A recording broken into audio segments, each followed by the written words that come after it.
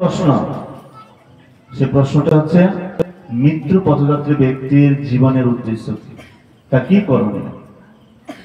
মৃত্যু পথযাত্রী ব্যক্তি কি যজ্ঞ করতে পারবে? যজ্ঞ করতে অনেক সময়ের প্রয়োজন। যজ্ঞ থেকে যে ফল হবে সে ফলটাও কখন প্রাপ্ত হবে তা ঠিক নেই। কোন জন্মে যজ্ঞের ফল প্রাপ্ত হবে সেটা ঠিক নেই। যজ্ঞ করতে পারে তপস্যা, তার তো হাতে 7 দিন বাকি, তার মধ্যে একদিন অতিক্রম হয়ে গেছে, মাত্র 6 দিন বাকি আছে।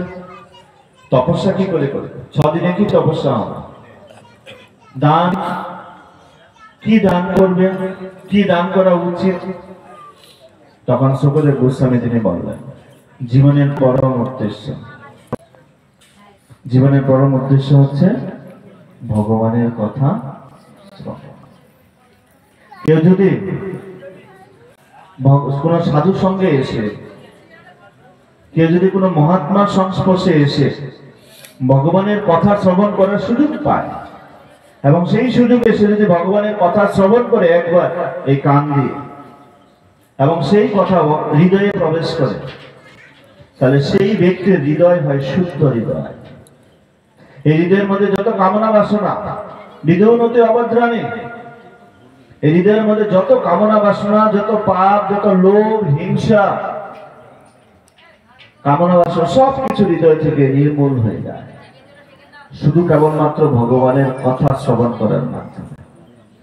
ভগবানের কথার মধ্যে কত শক্তি, ভগবানের নামের মধ্যে কত শক্তি আমরা দেখতে পাই। যখন নবদ্বীপে বড় পাষণ্ডী অসুর জন্ম হয়েছে জগাই মাদায়, সেই জগাই মাদায় ভগবানের নামের মাধ্যমে তার হৃদয় গলে গেল।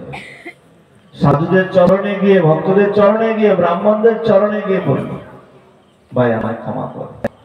যে জগাই মাদার ভয়ে কেউ সেই স্থানে যেত না, সেই স্থান অবরুদ্ধ ছিল।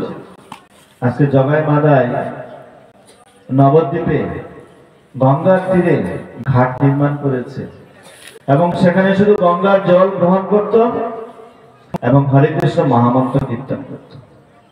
হরে কৃষ্ণ কৃষ্ণ কৃষ্ণ হরে হরে, হরে রাম রাম রাম হরে হরে।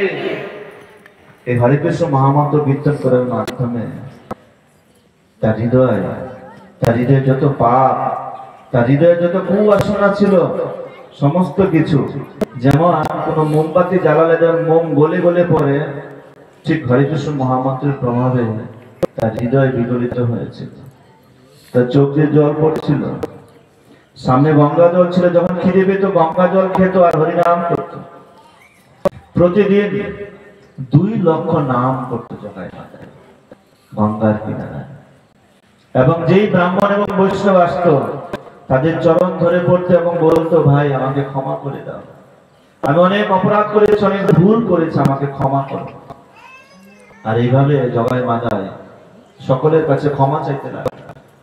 আর পুরো নবদ্বীপে সবাই তখন শুনতে লাগলো, জগাই মাদায় কি ভক্ত বানিয়েছে, জগাই মাদায় কিসের দ্বারা একটা পরিবর্তন হয়েছে?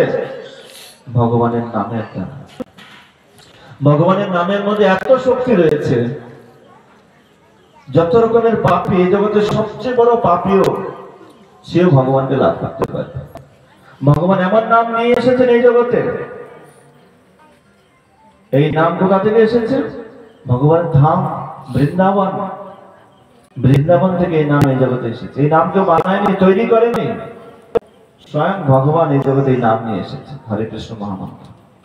এই হরে কৃষ্ণ মহামন্ত্রের শক্তি কত রয়েছে, কত শক্তি আমরা কল্পনাও করতে পারবো না। শুধু চৈতন্য মহাপ্রভু একটা টাচ দিয়েছেন, এই হরে কৃষ্ণ মহামন্ত্রের শক্তি কত। এবং চৈতন্য মহাপ্রভু বলেছেন, পৃথিবীতে আছে যত নগরাদি নাম, সর্বত্র প্রচার হইবে মোরে এই নাম।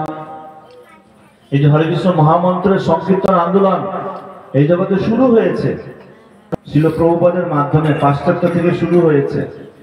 এই হরে কৃষ্ণ মহামন্ত্রের আন্দোলন, এই সংকীর্তন আন্দোলন একদিন সারা পৃথিবী, শুধু সারা পৃথিবী নয়, পৃথিবীর প্রত্যেকটি নগর গ্রাম, পৃথিবীর প্রত্যেকটি মানুষ এই হরে কৃষ্ণ মহামন্ত্র গ্রহণ করবে। এটা 100 বছর হোক, 200 বছর হোক, 500 বছর হোক, একদিন না একদিন এটা সফল হবেই হবে। এটা মহাপ্রভুর ভবিষ্যৎবাণী, এবং এটা হচ্ছে নামের শক্তি, ভগবানের নামের শক্তি। এই নামের আশ্রয়ে সারা পৃথিবীর মানুষ একদিন আসে। তখন সুখদেব গোস্বামী বর্ণনা করতে লাগলেন ভগবানের নামের কত শক্তি, এবং তিনি তখন অজামিলের কথা বর্ণনা করেন।